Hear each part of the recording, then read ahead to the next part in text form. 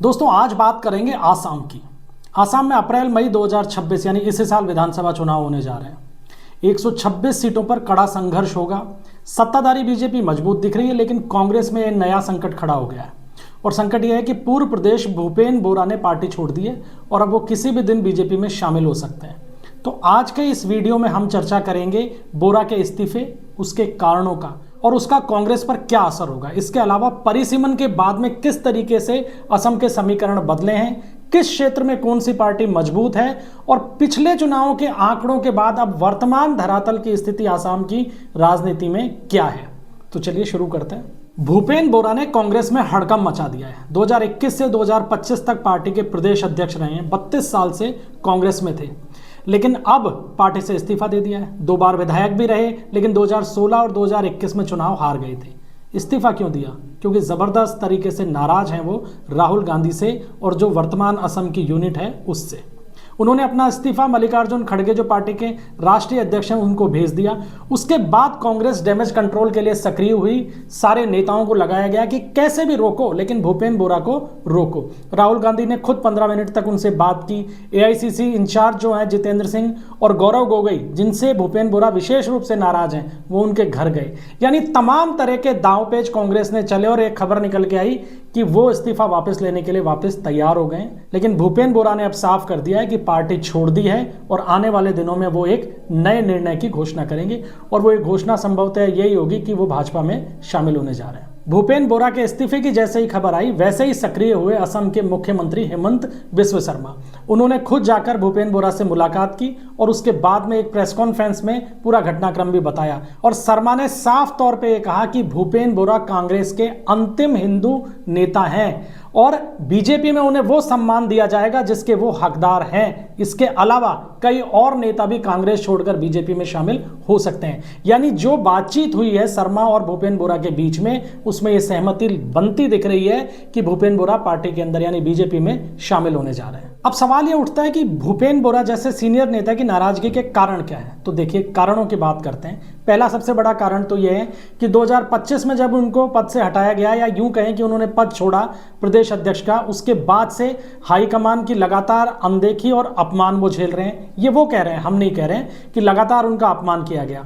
अध्यक्ष रहने के दौरान भी जो महत्वपूर्ण फैसले होते थे उनसे उनको बाहर रखा जाता था। उसमें गोगोई परिवार का दखल रहता था या केंद्र का दखल रहता था। टिकट वितरण में उनसे कोई राय नहीं ली गई पिछले चुनाव के अंदर, यह भी उनका आरोप है। साथ ही साथ वो ये भी कहते हैं कि पार्टी में परिवारवाद जबरदस्त तरीके से हावी है। सामान्य लोगों को, यानी जो सामान्य परिवार से लोग आते हैं कांग्रेस में, उनको मौका ही नहीं मिल पाता है। यहां तक कि राहुल गांधी पर निशाना साधते हुए उन्होंने राहुल गांधी को फेल्ड डायनास्ट कह दिया, जो कि एक बहुत बड़ी बात है कि राहुल गांधी के ऊपर कोई कांग्रेस का नेता इस तरीके से टिप्पणी कर दे। और वर्तमान जो प्रदेश अध्यक्ष हैं कांग्रेस के, गौरव गोगोई, उन पर भूपेन बोरा ने सीधे तौर पर हार्ड हैंडेड और पक्षपाती होने का आरोप लगाया है। और उनका यह कहना है कि जिस तरीके से गोगोई काम कर रहे हैं उससे पार्टी संगठन कमजोर हुआ है। इसके अलावा भूपेन बोरा की नाराजगी एक और कारण से, वो ये कह रहे हैं कि ग्राउंड लेवल पर संगठन जो है बेहद कमजोर है। नेता आपस में डिस्कनेक्ट रहते हैं, जनता से भी उनका कोई जुड़ाव नहीं है। और यही कारण है कि कांग्रेस असम में लगातार चुनाव हार रही है। और इन सब बातों को भूपेन बोरा ने बाकायदा एक इंटरव्यू में कहा है। और इसके बावजूद कांग्रेस ये चाह रही है कि वो पार्टी छोड़ के ना जाएं, क्योंकि कांग्रेस को ये पता है कि विधानसभा चुनाव से ऐन पहले भूपेन बोरा का पार्टी छोड़ने का मतलब ये है कि कांग्रेस की जो थोड़ी बहुत संभावनाएं रिकवर करने की हैं चुनाव के अंदर, वो भी खत्म हो जाती है। अब सवाल ये उठता है कि भूपेन बोरा के पार्टी छोड़ देने से कांग्रेस के ऊपर असर क्या होगा। क्या वो बीजेपी में जाएंगे या नहीं जाएंगे, ये तो एक अलग बात है, लेकिन कांग्रेस को क्या नुकसान होगा? तो कांग्रेस को नुकसान ये होगा कि चुनाव अभियान पटरी से उतर सकता है, क्योंकि बोरा इस समय कांग्रेस में प्रमुख रणनीतिकारों में शामिल थे और कैंपेन कमेटी के चेयरमैन भी थे। उनका जाना जो विपक्ष के एक एकता का नैरेटिव राहुल गांधी खड़ा करने की कोशिश कर रहे हैं बीजेपी के खिलाफ असम में, वो भी कमजोर होता है। इसके अलावा यूनाइटेड अपोजिशन फोरम जो है असम में, उसमें भी बोरा शामिल थे और सीट शेयरिंग की जो नेगोशिएशन होने वाली है कांग्रेस और बाकी दलों के साथ में, उसके अंदर भी उनकी अहम भूमिका थी, लेकिन अब ये सारी चीजें प्रभावित होने वाली हैं। अब बोरा के कांग्रेस छोड़ने से एक बड़ा नैरेटिव ये खड़ा होगा कि उन्हें कांग्रेस का एक प्रमुख हिंदू नेता माना जाता था, लेकिन अब वो भी कांग्रेस से चले गए। अब कांग्रेस के अंदर कोई प्रमुख हिंदूवादी चेहरा नहीं है। बीजेपी इसे परिवारवाद के खिलाफ इस्तेमाल कर रही है और मुख्यमंत्री हेमंत बिस्व शर्मा ने तो साफ तौर पे कह भी दिया है कि कांग्रेस में सामान्य परिवार के लोग तो आगे बढ़ ही नहीं सकते हैं, और उन्होंने बोरा को कांग्रेस का अंतिम हिंदू नेता कह दिया। यानी साफ तौर पे ये बता दिया है कि कांग्रेस के अंदर अब कोई हिंदू नेता नहीं बचा, क्योंकि कांग्रेस हिंदुओं की पार्टी नहीं है। तो ये एक नैरेटिव सेट करने में अब शर्मा को बहुत मदद मिल जाएगी बोरा के कांग्रेस छोड़ने से। इसके अलावा जो एक बड़ा असर आएगा वो ये होगा कि कांग्रेस की ग्राउंड स्ट्रेंथ जो है वो कमजोर होगी, खासकर उत्तरी असम में, क्योंकि उस इलाके में बोरा का अच्छा प्रभाव माना जाता है। बीजेपी को फायदा होगा, बोरा को भी किसी सुरक्षित सीट से उतारा जा सकता है और इसका एक डोमिनो इफेक्ट भी देखने को मिलेगा। यानी जिस तरीके से भूपेन बोरा ने पार्टी छोड़ी है और सीधे तौर पर संगठन और राहुल गांधी पे आरोप लगाया है, बाकी जो नेता जो गौरव गोगोई के नेतृत्व से खुश नहीं है वो भी पार्टी छोड़ सकते हैं या खुलकर बगावती तेवर अपना सकते हैं, क्योंकि कांग्रेस के लिए परेशानी कम नहीं है। इसलिए कम नहीं है कि 2023 में जो परिसीमन हुआ है उसने वैसे ही बंगाल की डेमोग्राफी को पूरी तरीके से बदल दिया है।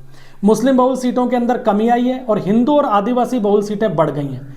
एससी की सीटें 8 से बढ़कर 9 हो गई हैं, एसटी की सीटें 16 से 19 हुई हैं और बोडोलैंड की जो सीटें हैं वो 11 से लेकर 15 हो गई हैं। पहले मुस्लिम वोटर्स जो थे वो करीब 30 से 35 सीटों को प्रभावित करते थे बहुत ज़बरदस्त तरीके से, लेकिन अब वो सीमित रह गए हैं 22 से 25 सीटों पर। और खुद मुख्यमंत्री हेमंत बिस्व शर्मा ये कह चुके हैं कि 22 से 25 सीटें तो केवल मुस्लिम यानी मियाँ वोटर्स की हैं, तो वहाँ पे हम कोई प्रचार करने ही नहीं जाएंगे। यानी बीजेपी ने उनको अपने अभियान से अलग कर दिया है। तो ये कांग्रेस के लिए बड़ा झटका है कि जो मुस्लिम डोमिनेंट सीटें थी उनकी संख्या कम हो गई है। कई जो सीटें यानी लगभग 9 से 10 जो मुस्लिम बहुल सीटें हैं वो मर्ज हो गई हैं दूसरी सीटों के अंदर, जैसे दक्षिणी सालमार है, बरपेटा है, दरांग है, नागांव है, हैलाकांडी है, करीमगंज जो सीट है वो खत्म हो गई हैं। और ये लोअर असम और बराक वैली के अंदर है जो कांग्रेस का ज्यादा प्रभाव वाला एरिया माना जाता है, क्योंकि इस बेल्ट के अंदर मुस्लिम मतदाताओं की संख्या अच्छी खासी है। कांग्रेस भले ही आरोप लगा रही है, विपक्षी दल भले ही आरोप लगा रहे हैं कि ये जो परिसीमन हुआ है ये सांप्रदायिक आधार पर हुआ है, लेकिन बीजेपी इसको कोई कान भरने को तैयार नहीं है, क्योंकि बीजेपी को मालूम है कि इससे उसे फायदा होने वाला है। अल्पसंख्यकों का प्रतिनिधित्व कम होगा, उनका डोमिनेंस कम होगा और 2026 में इसका सीधा फायदा बीजेपी को एक बार तीसरी बार सत्ता में आने का जो उसका अभियान है उसमें होने वाला है।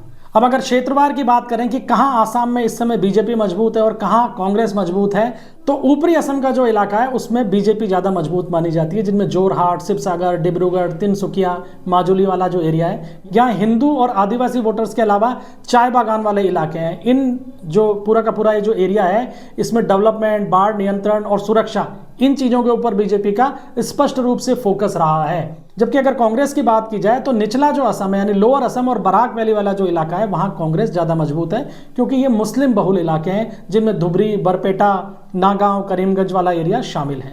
अल्पसंख्यक मतदाता सीधे तौर पे कांग्रेस के साथ में रहते हैं, लेकिन AIUDF जो है उसके अंदर बड़े स्तर पर बंटवारा इस बार भी करेगी, ये तय है।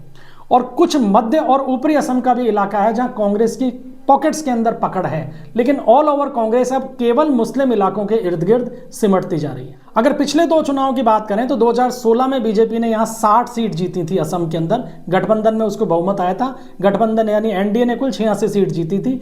बीजेपी का वोट शेयर था लगभग 29.5%, जबकि 2021 के चुनाव के अंदर बीजेपी ने एक बार फिर 60 सीटें जीती, लेकिन वोट शेयर बढ़ गया 33% से ज्यादा और NDA ने कुल सीटें जीती 75। तो 2 बार से स्पष्ट बहुमत की सरकार NDA की वहां बन रही है और तीसरी बार भी जो ये नया नाटकीय घटनाक्रम हुआ है इससे कांग्रेस की जो सत्ता में आने की जो दौड़ है वो दौड़ काफी हद तक प्रभावित हुई है।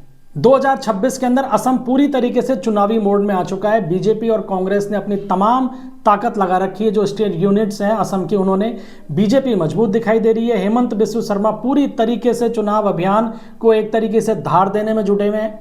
बीजेपी मजबूत नजर आ रही है और हेमंत बिस्व शर्मा जो मुख्यमंत्री हैं वो पार्टी को लीड कर रहे हैं स्वाभाविक रूप से। और हेमंत बिस्व शर्मा का मुख्य रूप से फोकस जो है वो डेवलपमेंट पे है। वो बात करते हैं अवैध घुसपैठ की और इसके अलावा अपने सरकार के कार्यकाल में जो उन्होंने काम किए उसका एक पूरा का पूरा लेखा जोखा लेकर जनता के सामने जा रहे हैं। जबकि कांग्रेस स्पष्ट तौर पर आरोप लगा रही है कि आसाम के अंदर बीजेपी सांप्रदायिक राजनीति खेल रही है। तो आपको क्या लगता है, क्या भूपेन बोरा का इस्तीफा कांग्रेस का संकट बढ़ाएगा? क्या इस साल होने वाले विधानसभा चुनाव से ऐन पहले कांग्रेस में जो ये घटनाक्रम हुआ है इसका पार्टी को नुकसान होगा? और क्या हेमंत बिस्व शर्मा जिस तरीके की बेखौफ राजनीति का एक नया संस्करण लेके आसाम में आए हैं वो बीजेपी को तीसरी बार सत्ता में पहुंचाएगा? अपनी राय कमेंट बॉक्स में जरूर दीजिएगा। वीडियो अगर पसंद आया हो तो इसे लाइक कीजिए, शेयर कीजिए और चैनल को सब्सक्राइब जरूर कीजिएगा। मिलते हैं अगले वीडियो में, तब तक के लिए इजाजत दीजिए। धन्यवाद। जय हिंद, जय भारत।